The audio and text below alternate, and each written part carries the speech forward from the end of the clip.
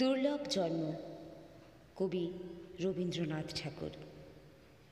একদিন এই দেখা হয়ে যাবে শেষ, পড়িবে নয়ন পরে অন্তিম নিমেষ।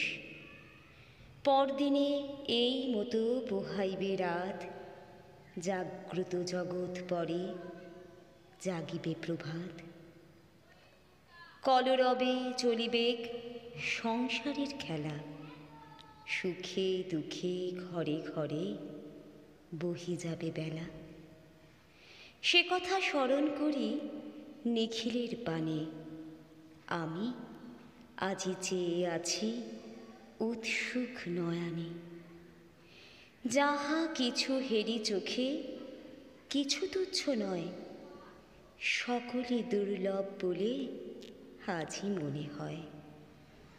দুর্লভ এ ধরনের লেশতম স্থান, দুর্লভ এ জগতের ব্যর্থতম প্রাণ। যা পাইনি তাও থাক, যা পেয়েছি তাও তুচ্ছ বলে যা চাইনি তাই মরে দাও।